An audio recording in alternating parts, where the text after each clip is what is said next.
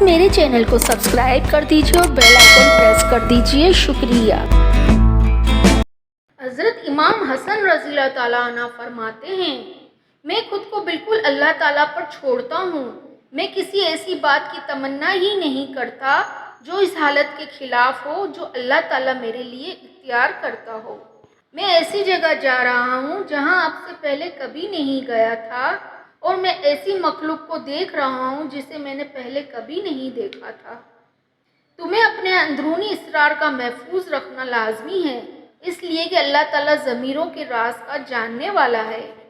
जो शख्स कदर खैर और शर में अल्लाह पर ईमान ना लाए वो काफिर है, और जो अपने अफ़ाल मुसीबत को खुदाई ताला की मशीयत की तरफ मुंतसिब करे वो फाजिर है।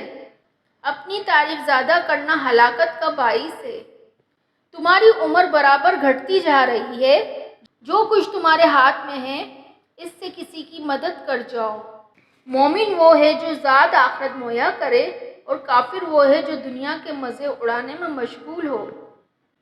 अच्छे इखलाक 10 हैं: ज़बान की सच्चाई, हुकूकुल इबाद, एहसान का बदला, साइल को देना, सिलाए रहम, मेहमान नवाजी, बातिल से जंग के वक्त हमले में शिद्दत रवी हिफाजत, और सबसे बढ़कर शर्म व हया। जो लोग तुम्हारे दोस्त बनना चाहते हैं इनके दोस्त बनो, आमिल कहलाओगे। आदिल बनना चाहते हो तो जो शख्स तुम्हारा दोस्त बनना चाहे उसके दोस्त बन जाओ। ऐब का छुपाना और आबरू की ज़मानत बरकरार रखना खामोशी से मुमकिन है। आखिरत का बेहतरीन तोहफा तकवा और परहेजगारी है। आबिद वही है जो अल्लाह ताला की तकसीम पर राज़ी हो।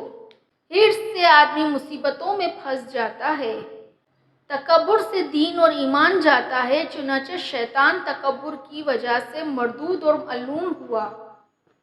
हसद एक आग है जो इंसान को जलाती है और दूसरों को अदावत पर उभारती है। चुप रहने वाला आराम से रहता है और सलामती इसका साथ देती है।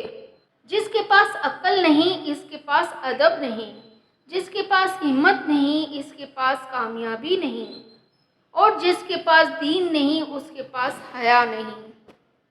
3 बातें आदमी को हलाक करती हैं: हसद, हिर्स और तकब्बुर।